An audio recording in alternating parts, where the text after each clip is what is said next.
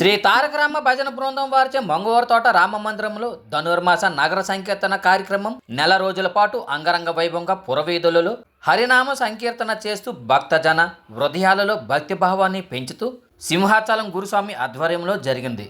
ఈ కార్యక్రమంలో మాట్లాడుతూ ఈ కలియుగంలో ఎంతో అమృత తుల్యమైన భగవానుని వారదని, భవబంధాలను దాటించే పరమపావనమైన నామము హరినామమేనని కొనియాడారు.